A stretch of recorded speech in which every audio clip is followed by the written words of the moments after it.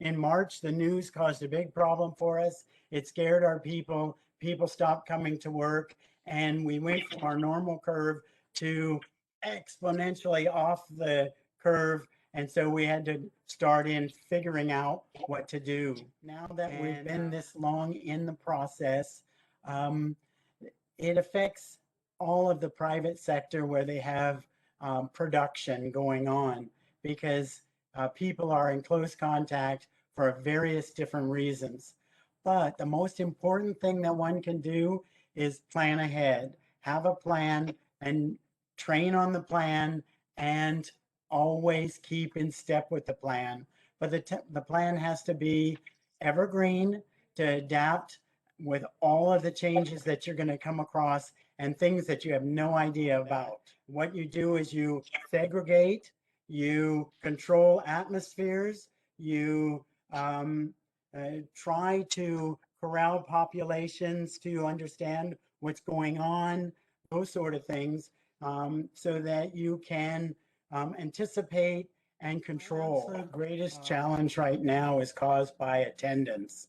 We are operating at about 50% of our normal manpower.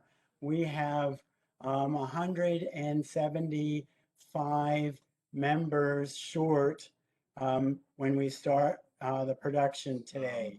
You know, I think we all remember the time when there was still so much confusion that, you know, we thought that touching any surface, you know, I mean, would be a, you know, primary means of contracting the virus or, you know, transmitting it. We now know that the chances of that are very low. It's generally aerosolized, you know, and short distance transmission pathways. But when we were, you know, operating under that fear, you know, regarding fomite transmission, we also took the means to, you know, caution tape some of our playgrounds and things like that. But it was really quickly realized that it wouldn't really be an effective means to prevent the community from using playgrounds. You know, we have, I think, over 150 parks, and I can't even tell you how many different pieces of playground equipment we have. And so it became extremely resource intensive, one, to, you know, caution tape everything. And so quickly it translated more to a hazard communication standpoint, where we wanted to make sure that we put signage out in all of our parks and natural areas, letting people know, you know, well, this was actually back before masks, I think, but, you know, physically distance, you know, wash your hands, hand sanitize. So, yeah.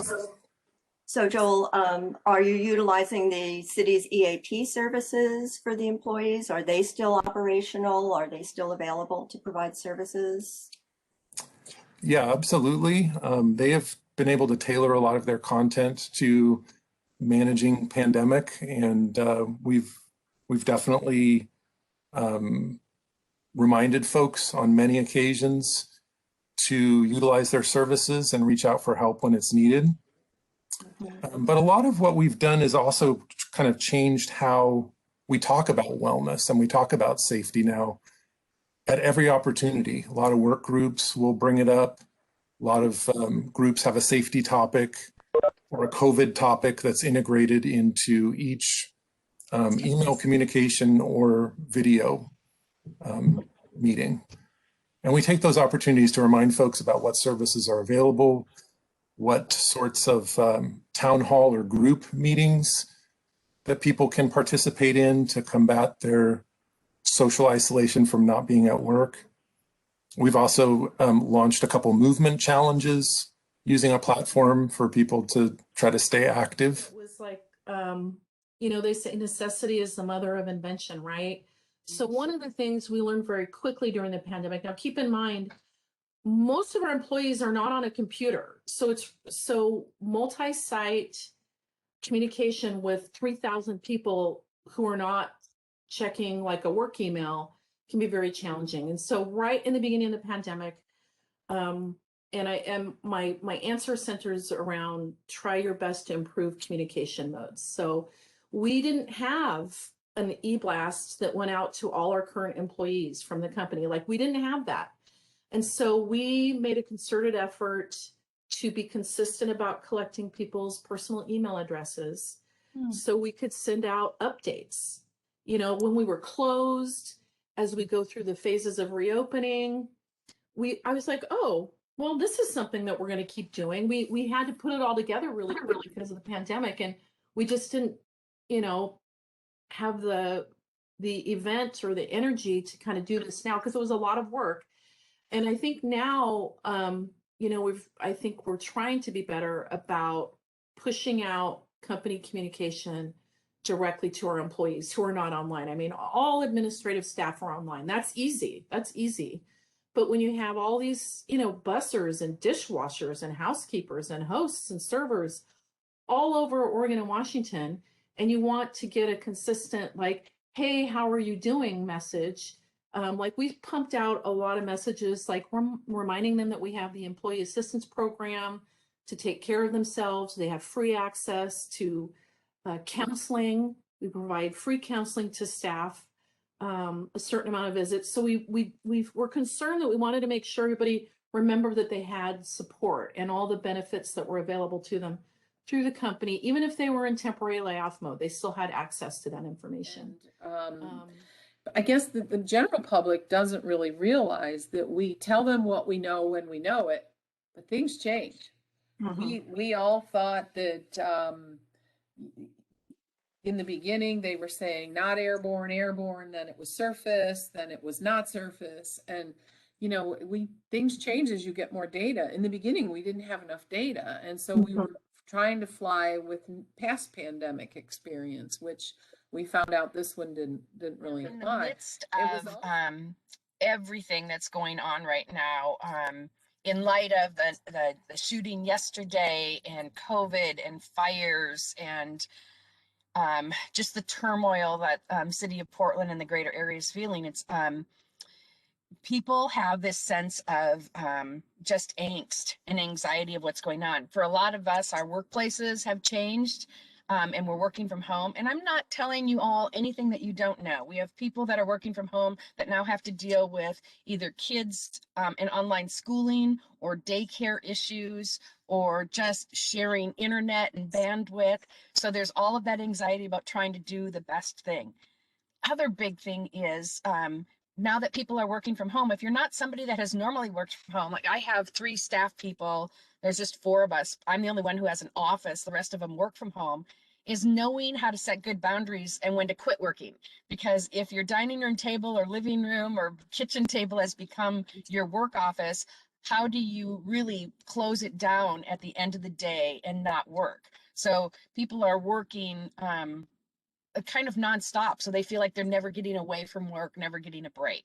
So these are all mental health issues, never feeling like they're doing enough or they're doing good enough at being a parent or being a worker or being a spouse because they're spread so thin. With safety, environmental health, are those people that you ever encountered before? And how do you see them working with employee health?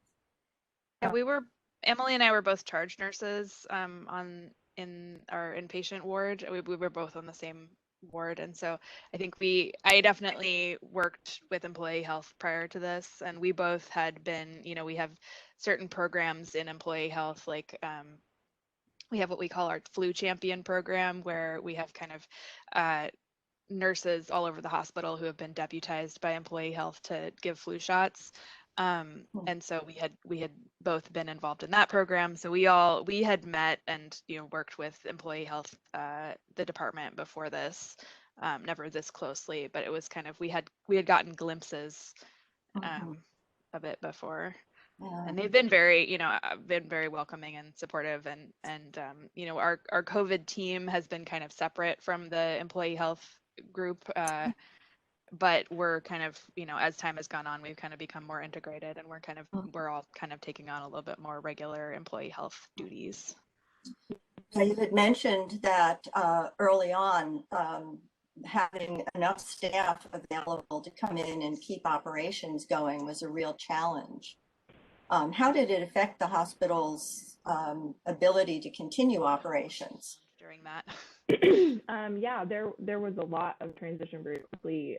Initially, you know, we were kind of cohorting all of the COVID patients on one floor, on our home floor for a while. Then they were moved, you know, and staff was moved to kind of to staff on another floor. And so at one point, you know, our staff was split actually, you know, most of us were working on the third floor together, but a portion of us went to the sixth floor to help out there. And just physically, you know, a lot of transition with, you know, a group of people that had been working very closely together, most of us for a long while. And you know, at one point, we'll kind of touch on this, but there was the first outbreak of COVID amongst employees and staff members in the hospital. That happened within, you know, kind of those three groups of our home floor working with COVID patients, those that were deployed to the third floor to work down there, and then also our combined 8th and 6th floor that were working together. And I wasn't here for that portion. There was a portion there that I was part of an outbreak that happened, and I did test COVID positive myself. I feel comfortable sharing that. And I think that was a big part of also the reason to come to employee health and see the other side of it is I saw the employee health side of it as, you know, kind of the patient, and working as a positive employee and getting through that process. So yeah, that's a little bit of an overview. I guess I'll just add that, as I noted, one of the challenges was supply chain logistics. I think that that's a significant challenge for a lot of organizations. I think it still can be for ours. Getting an accurate understanding at all times of what we have in stores and, you know, burn rates and, you know, what needs used where. You know, that's something that I think can still require some improvement. And would see benefits not just during a pandemic, but even just during normal operations. Yeah, you both spoke really powerfully about, and we've had these internal conversations about that, you know, the general public and some of our regulators and decision makers not understanding the importance of work, right? How much work influences everything in our life, including our health. And so I do think that's a place we have to go. And, you know, so thanks. And Nargis, I think we're all with you on that piece about if we knew right now what sectors, you know, of our workforce were at what vaccination rate, right? We have national numbers of like in construction, we have a national number, but that would be very helpful. And I think most employers agree that would be super helpful. So thank you for shedding light on that. I want to move into something, and probably Steve will be the one to talk, but I think there's absolutely going to be a relationship to things you might think about this, Nargis. And Steve has kind of written a paper I wasn't actually aware of recently on the Fischer Workplace, and I'll try to get that link in the chat, or if not, I'll send it to all of you that are on this call. So many have spoken on the Fischer Workplace, which really presents us with this increasingly precarious workforce that's immersed in multiple layers of subcontracting, right? And there's kind of these tenuous attachments to what we've always thought of as employment-based benefits. And sometimes we don't even know who the employer is. And again, those of us in safety and health, you know, we've kind of, especially if we've been in the game a long time, we've always thought of it's the employer that provides these things to the employee. So my question as we move into this and are in this Fischer Workplace, you know, we know, as Steve had pointed out in his paper, you know, fair wages, benefits, and possibly including premium or hazard duty pay start to help to get a handle on this. And yet, you know, how do we deal with the multiple layers of subcontracting, right? This is a huge question. We can't even take it on all right now, but I'd love to hear you, Steve. You can speak to this first, your thoughts on this. And then Nargis, if you have some related thoughts, it would be great. Yeah, I found David Weil is the kind of originator of this concept and descriptor of the Fisher Workplace, and he was an academic researcher, but he actually was the head of Wage and Hour under Obama in the Department of Labor. So he had very practical experience with how this was working, and his thesis is, and I agree with this, it's hard not to agree with it, that we have a regulatory apparatus that dates back 50 years in the case of OSHA and 70, 75 years in the case of, or even longer in the case of Wage and Hour. And I always, I'm gonna go off on many tangents here, I'm afraid. So rope me in if you need to.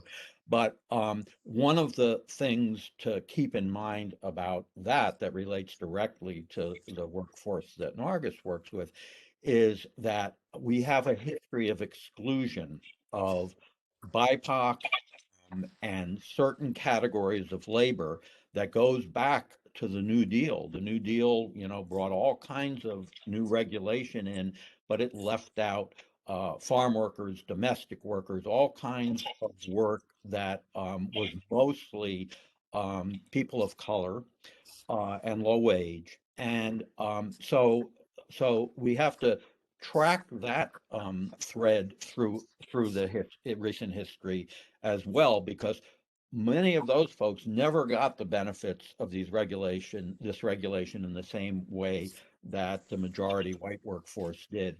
And we're still dealing with that disparity. But in any case, so what do you do in this situation? And we've had starts of dealing with this, right? Because for the last 20 to 30 years, we've recognized, oh, there's all these temporary work agencies now, and we've been able to work some through that apparatus to get at some of the more precarious parts of the workforce. But now we have a much more complex kind of structure. And so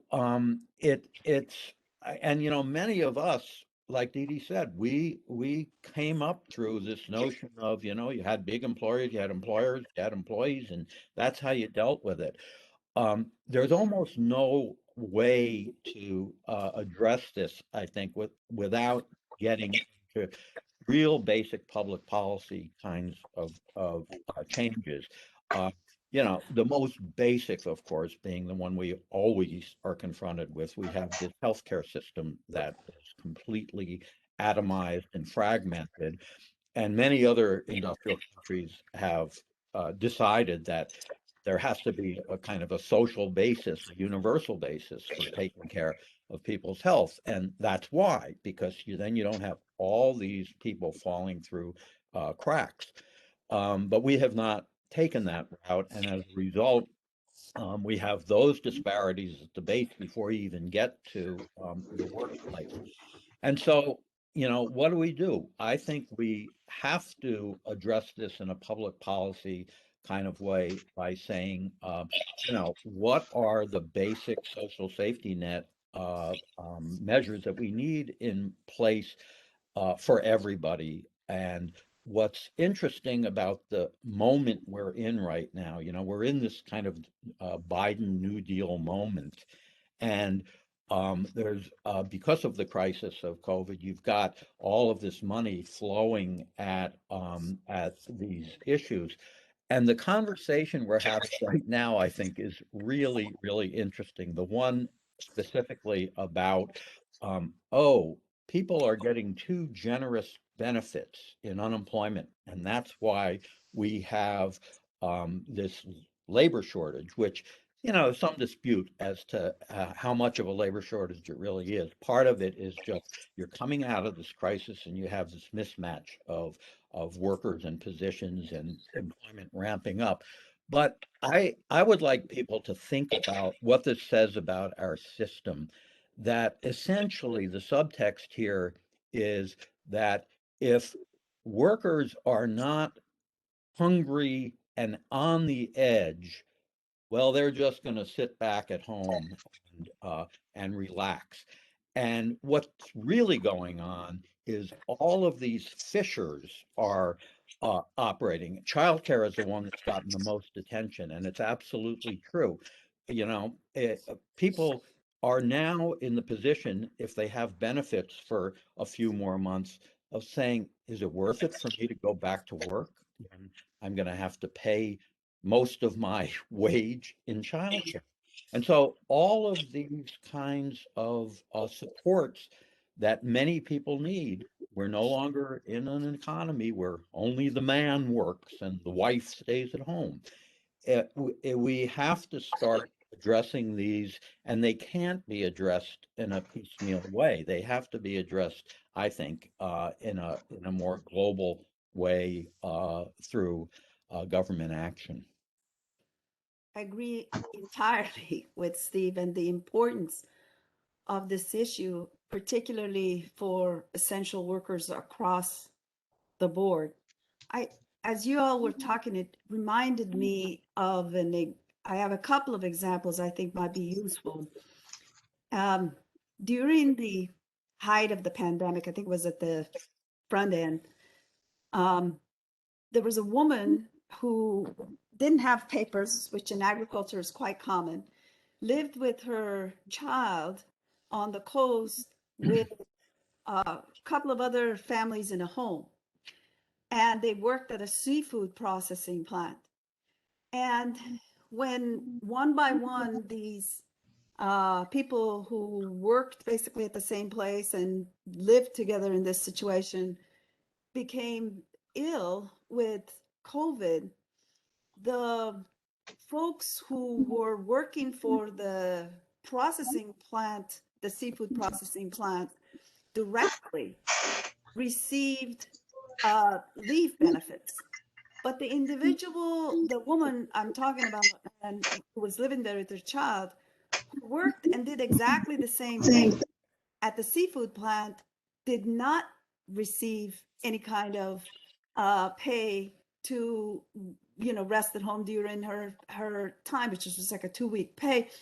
And the reason was because she had gone through a temporary agency who then had placed her there. So then she was basically at the mercy of her roommates or housemates to feed herself and her child during that crisis. And although they were doing exactly the same thing, and that was because the temp agency had more than certain number of people, and if you had more than 500 employees, then you wouldn't have to pay the relief, as backward as that sounds, under the federal provisions that went in during the Trump era. So exactly the same kind of work, exactly the same kind of issues, but one gets this relief and can recover, and the other is basically begging for food.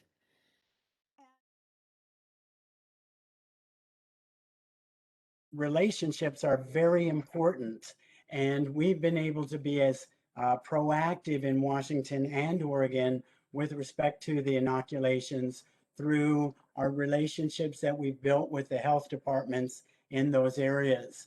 What we've done in those areas where we can is 100% testing, COVID testing on a weekly basis of all of our employees. In our Kelso plant, due to the formidability of what that would mean, we do 60 random per week. And we've started that in January, and I think it was like the second week in January. We've had one positive case in all of the sampling that we've done. We've done it on site. We've used, again, the Safeway pharmacy to do all of that. So it's third independent party in all cases. We just provide the employee. That working relationship, doing those sort of things, has really put us in good graces with the health department. And what happened was it made it so we could easily do all the vaccinations, getting the serums available, and everything else. So when employees work overtime, we're here. if they're working Saturday, we try to be here for a period of time. I have a habit of coming in early, so I'm seeing third shift people. I'm staying over for second shift people. So we try to make certain that folks see us, have the opportunity to talk, that they feel their needs are being addressed. One of our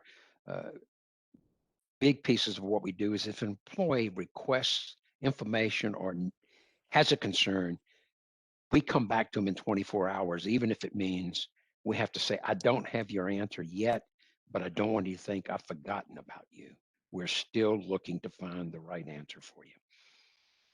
So it does take cooperation. And fortunately for us, we went into a process some years ago that changed the culture in many aspects from a safety standpoint and created a very unique culture of interaction and cooperation. So, which we may touch on a little later in the recording. Yeah, thank you for sharing that. And I think it's not something we've talked a lot about yet in our previous COVID conversations. So thank you. I guess related to that then, and you've talked about this a little bit, but if there's anything else you want to expand on in terms of, your biggest successes, maybe in addition to the distancing piece, are there other successes that have come out of this? I think it enhanced our already a strong culture. We did have to call back people. One of the issues that we faced, like many, was the DIY efforts. So many people were not working, and suddenly, the traffic just disappeared. I live in Washington, so suddenly getting home, there was no traffic. And yet, when I drove by Home Depot and Lowe's, parking lots were packed. You couldn't even get in the door. Lines standing outside. So the DIY efforts, people were doing things at home that they had not done for years because they were working, taking advantage of the weekends. So we were inundated with demand for product, not just the brushes, but the paint side of our business as well, part of the Sherwin Corporation. We were just hit, and it created logistical problems in every imaginable aspect of what we do, from getting raw materials to shipping out all over the nation, all over the world. And we're still seeing some of that continuing even today. So the employees worked very hard to make certain that we did the right things to protect each other. Folks were really good about wearing that mask within 6 feet. Part of our interconnection is that I am a board member of the Sharp Alliance in Oregon, as well as a board member of the Region 10 Voluntary Protection Program. So we had connections not just within Oregon, but nationwide to understand what was going on all over the country. Sherwin-Williams has always had a good network all over the nation to know what was happening in other states, what efforts were being made, what plans were out there. So we early on knew where OSHA was going in its cooperation with the Oregon Health Authority to address COVID issues internally in those businesses which continued to operate. We were considered an essential business. So we stayed going big time. We did multiple training activities with people. Eventually we put it online where people could access it themselves. But we also did a lot of information sharing and communications and wrote articles. And I mean, it was a, excuse me, a 360-degree effort. And I really think that our company did a good job. And from what I'm hearing, and I can't speak from all high tech, we do a lot of information sharing within that industry, within semiconductor.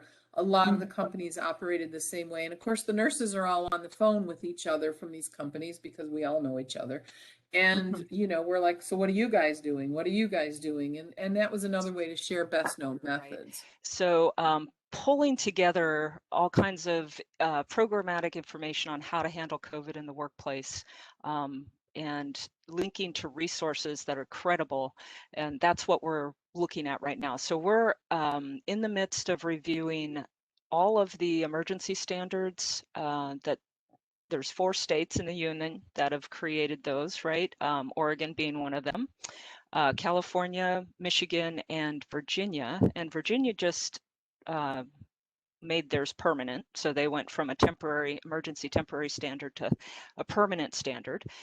They're the first to do that, and we're on the trajectory to do that here in Oregon too. But what we're doing right now with the task force is reviewing all of those regulations, and we are also paying attention to federal OSHA and their work and what they're moving towards. And we're going to call all of that because there's common elements in all of those regulations to deal with COVID-19 in the workplace. So we're looking at that, similarities, differences, and then we're going to pull together a resource and publish that through ACGIH. Yeah, so good stuff. Lots of good people working on it. And that's one of the things I've noticed through this whole thing, because of my position helping with the COVID crew and, questions and answers about this topic since the pandemic started. There are so many people working on this, so many scientists, so many occupational health folks, so many, obviously we know nurses and doctors and everything, but there's so many others working on this and working collaboratively in ways they haven't before.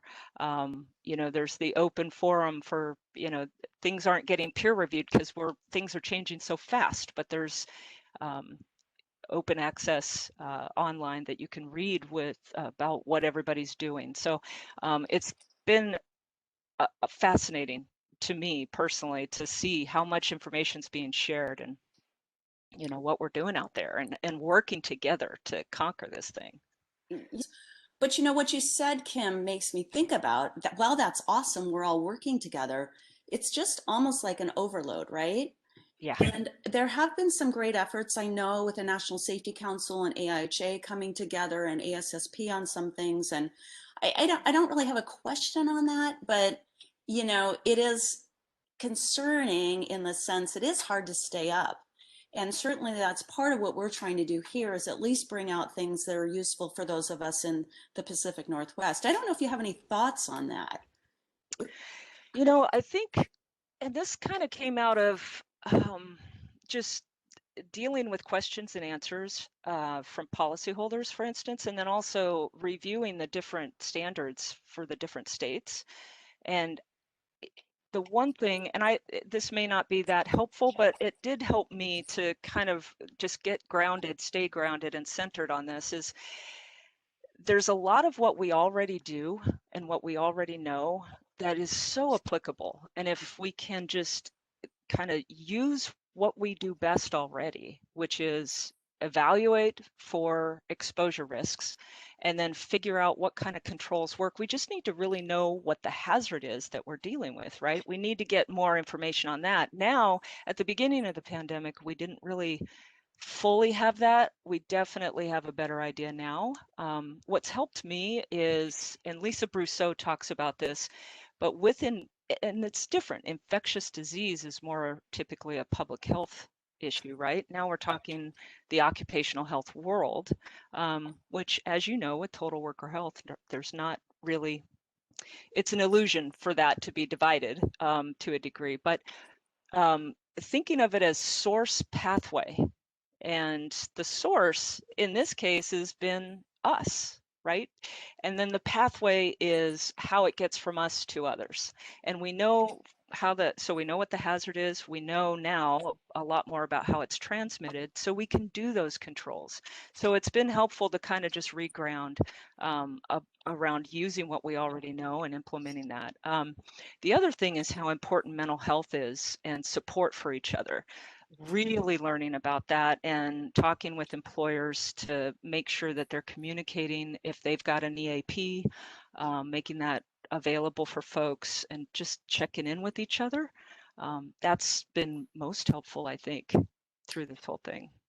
Yeah, I appreciate you bringing up the connection with total worker health. As I think any of us who have been working on that kind of initiative with those concepts, it's been so clear. This is probably the best example, and I think we talked about that in our last session. I think it also really brings up, the communication piece.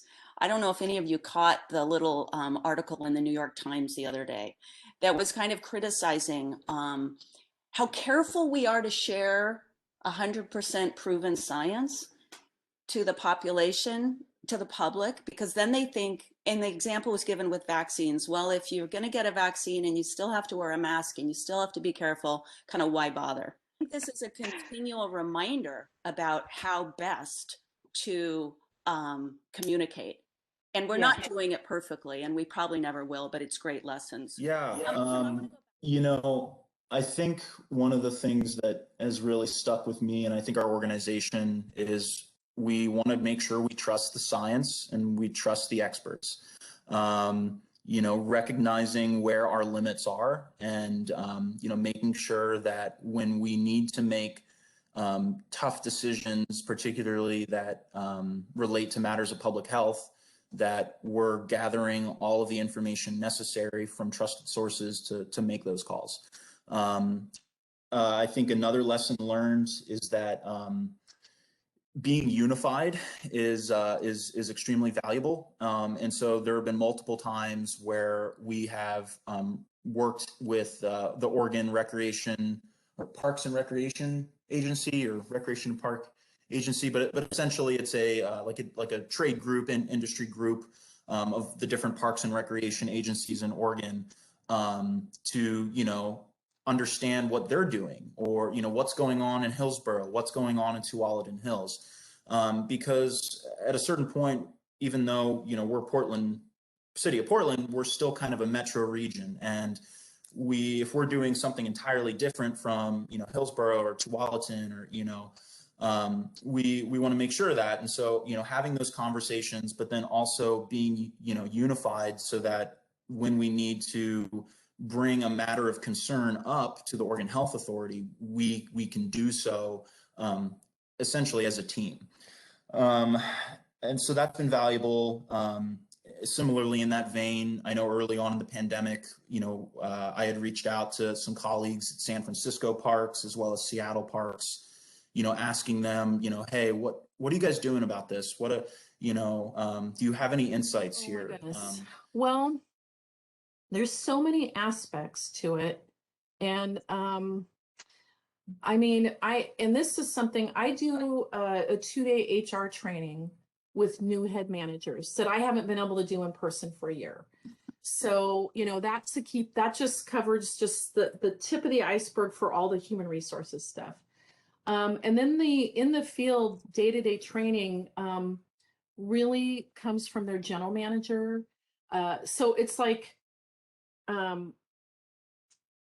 we have a regional manager that oversees the manager, and they engage with the training of that new supervisor, and the head manager engages with the training of their assistant managers, their hourly assistant managers. So our training is just like, we're not like fancy and electronic. It's all about talking with people and meeting with them in person and showing them, and with varying degrees of success depending on what's going on.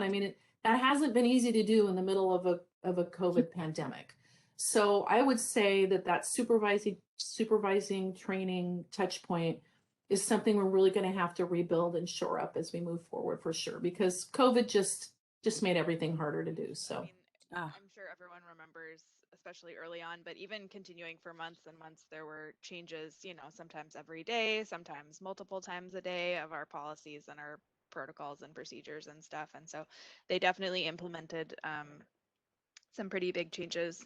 We stopped floating nurses to other floors for a while. We did close 2 of our units for a number of weeks, I believe. We did deep cleaning, we did various things, and then we stopped floating nurses for several months. I think until about October, we started floating nurses again.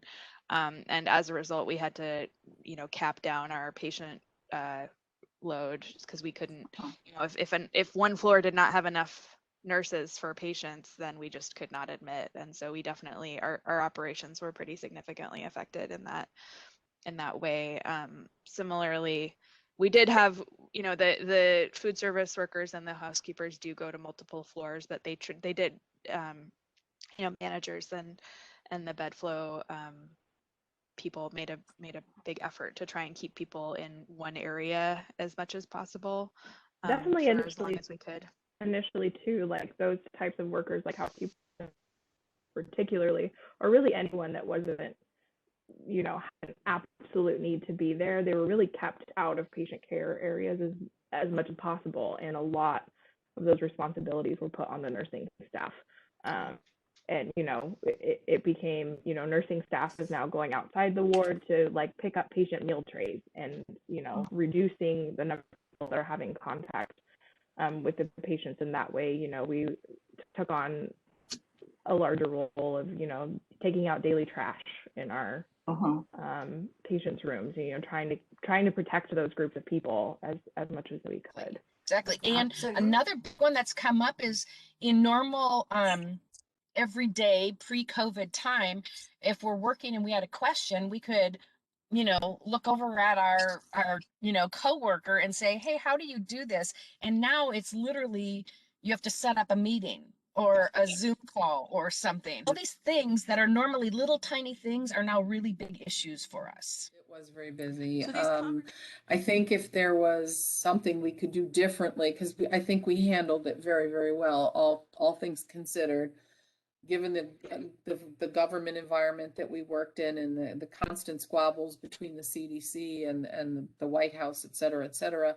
I think we did really, really well. If I ruled the world and I could do something differently, I would have had a little more help, because it was a burnout situation trying to handle that many on a single contact with case management. On the other hand, the single point of contact did provide complete continuity of care, and it also provided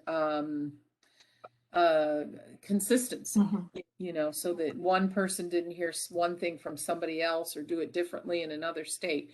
We handled every single claim with a certain amount. I mean, yeah, everybody was different, but we asked the same questions. We did the same protocol and all of that.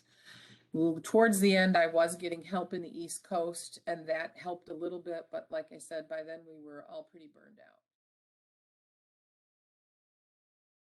And the relationship with the HR department was pretty strong to start with. The building of a pandemic response team internally took place almost immediately. Conversations between the plant manager, HR, myself, as well as our regional safety people and our regional HR, all the way to the top in our corporate group. Our pandemic plan includes a number of our corporate people making some serious decisions from their end, but then internally, we have our own pandemic team. So if anything, it brought us closer together than we already were, to the point that much of what we do is on the Oregon OSHA website as best practices. We have a number of, I think there's a PowerPoint out there, a number of pictures that look at some of the things that we did internally.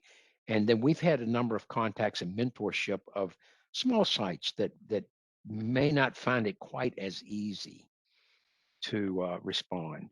So our corporate group provided face masks, even started manufacturing sanitizer at some of our paint operations and gave it away to employees. So this was an interaction between HR, production and operations, EHS. It really tightened those ties corporate wide. With people on setting boundaries. It's like, you know, Friday afternoon when you're done with work, we're not checking email all weekend. You're turning it off. You're turning off the alerts. You know, unless you're emergency response and you're required to respond, you're turning it off. You have to physically do something to be done, go through a routine, and then don't start until Monday morning when you get up. You don't need to be, going to work at 6 a.m. unless that's your job. So don't start checking those. Don't respond to emails at 10 or 11 or 12 o'clock at night just because you're sitting there and you're bored, because now you've trained everybody that you're available 24/7. So number one is set good boundaries on when is my work hours. If you read an email at 11 o'clock and you want to respond, put it in draft. Don't hit send until the next morning. Workstation. Yes. Yeah, we've definitely made steps to support people working from home in terms of, at first it was just the technology of how do you get people a token and get them a computer or a cell phone if they don't already have those. But then it's progressed into helping folks pay for an extra monitor, bringing home equipment from their desk, such as a scanner or chairs. So definitely trying to keep folks in good ergonomic and all the equipment they need to be able to do their work from home. So yeah, we rely on the Bureau's safety officers and managers to make sure that the guidance is being adhered to. That's been a real challenge in certain bureaus. One of the, we write the policies, we make sure that people have masks or face coverings, know what they're supposed to do to stay safe. But one of the biggest challenges is meeting people where they are in terms of how they accept the science or whether they accept the science, whether they feel compelled to take the recommendations. Been a challenge in some bureaus more than others. As you can imagine, politics, education level, these things can vary greatly from one work group to another. So it's important to provide rationale with when we provide policies or direction, and appeal to everybody's sense that we are looking out for each other and that we're in this together. I think those are important lessons that we've learned about the messaging. It's not enough to just tell people that they have to do something. You really have to explain to them what the science is and why, and how it not only protects them, but it protects everybody in the workplace. Just using discipline and kind of the stick approach has not been as successful as integrating that with some messaging that empowers people to make the right choice with information. And you may have spoken a little bit about this at the beginning, but one of the things that is clear to me as I hear you speak, which I really appreciate, is, as a larger organization with more resources, although it probably doesn't feel like that sometimes. But I think sometimes an innovative structure, I think you have learned a lot and you have a lot to offer probably smaller restaurants and hospitality industry groups. And I know you're active with ORA, or I guess it's Oregon Lodging and Restaurants. Do you have just any final, I kind of love having your time here, and I just want to see if there's any kind of final thoughts you have on that. I'm involved in the HR aspect, and I am not involved in like the financial wheelhouse of the business. But for all of us together, I've worked for McMenamins for, oh goodness, this week will be my 32nd anniversary with the company. I've worked for the McMenamins for 32 years. And I've seen the company grow from 200 employees to all the growth that we went through in the 90s and in the 2000s and beyond. And I think that communication is the key.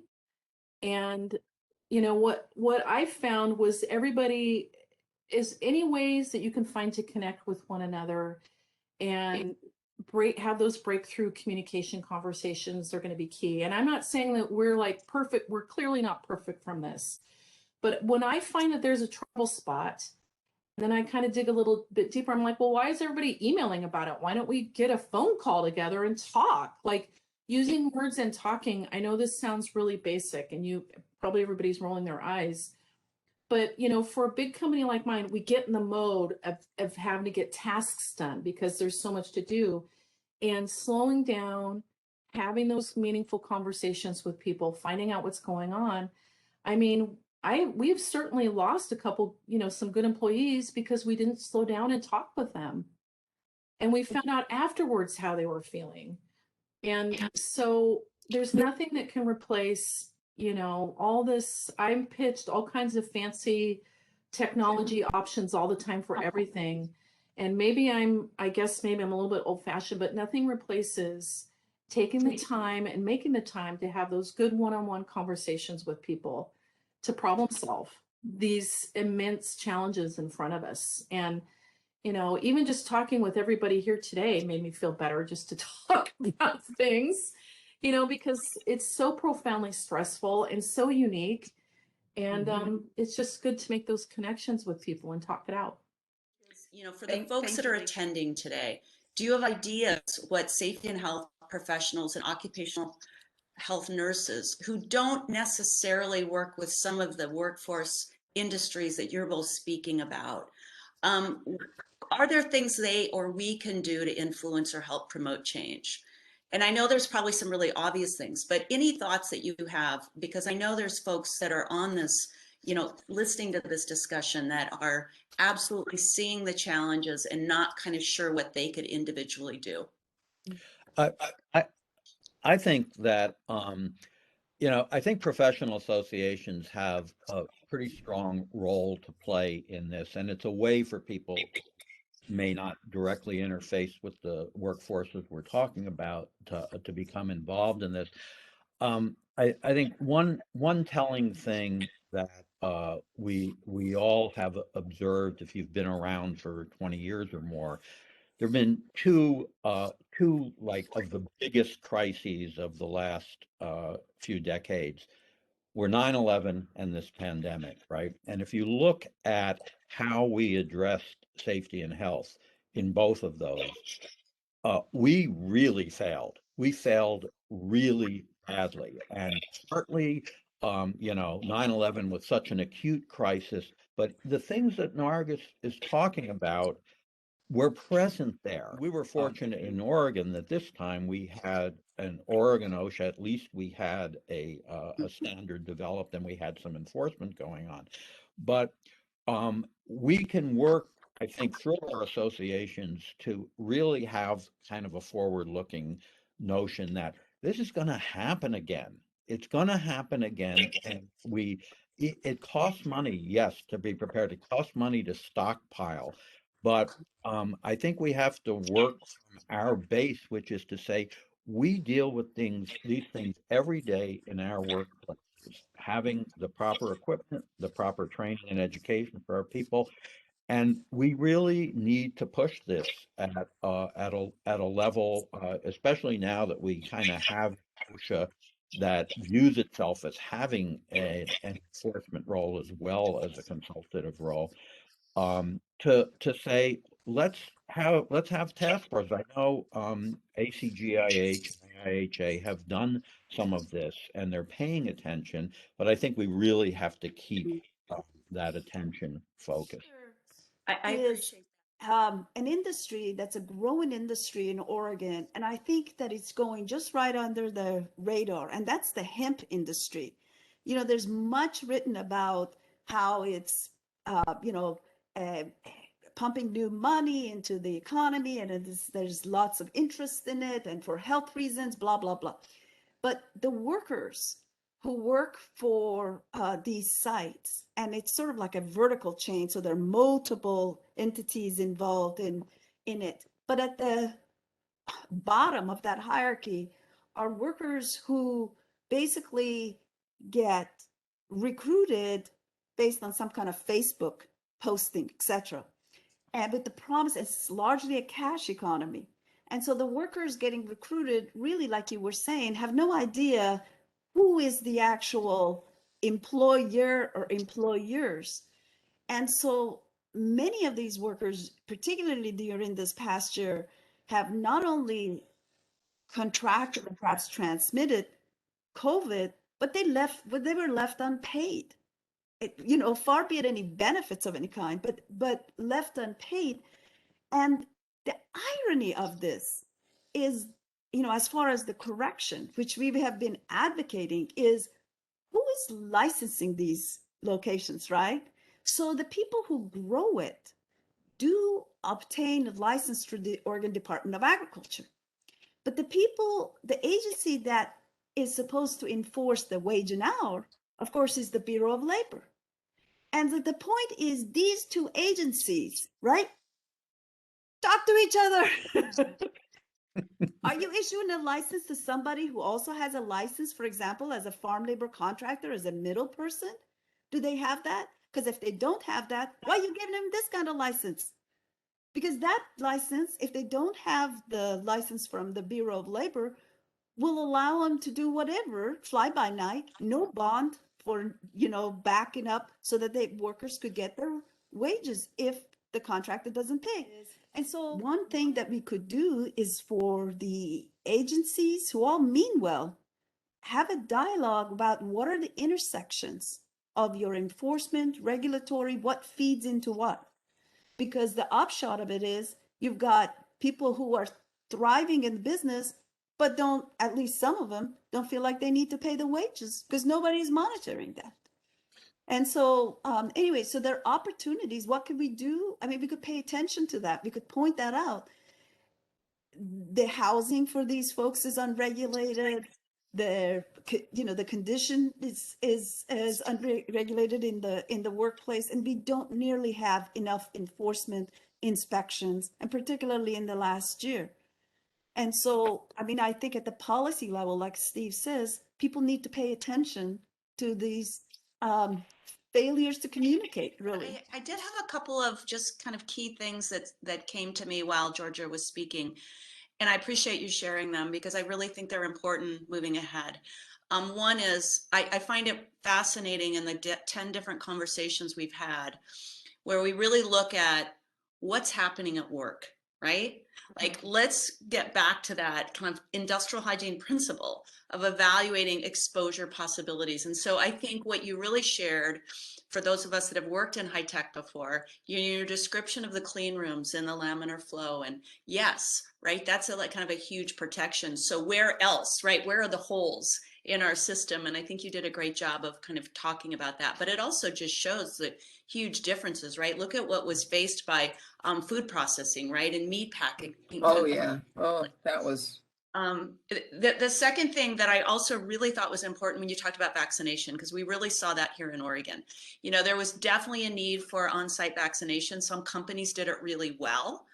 And yet it's not the answer in every community and every state where we have other opportunities, right? And it's an expense and it takes time.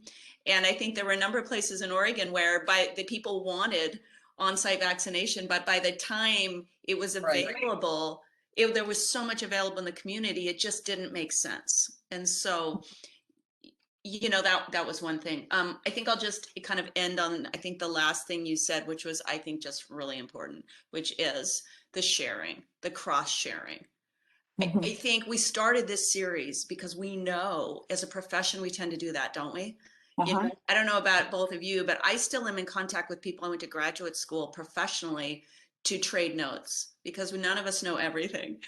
And so I love what you shared about, that kind of, it doesn't matter who we work for. We may be competitors in the marketplace, but we have this knowledge and we need to continue to help CDC understand that there are workers and workforces that, have different needs than the public, both in messaging and direction. So I really wanted to bring those out because I'm just listening to you thinking, okay, taking my notes of what your kind of take homes to me were. I think Kate, that the concept of having those business continuity meetings where you are bringing everyone into the conversation who have a piece of the action. Some of the things that we've heard from other speakers was how the safety and occupational health may have been used to working with each other, but HR was often someplace else with the rules and regulations that they had to play, and that they came to the table, which is really the whole model of total worker health. And I believe that this unfortunate event of this pandemic has really demonstrated the value of total worker health, and hopefully will continue in the companies that were able to achieve it. Also, coming from a risk management background, I have to say that the business continuity planning and having the safety and occupational health nurses at the table for business continuity was a little bit different twist because that was not usually the case. They were seen as specialists coming in for a very specific purpose, but not part of the planning and policy development. And so I think that a lot of things have changed that we can look forward to, I hope, going into the future, where we do focus on what we often say is our most valuable asset, and that's the workforce.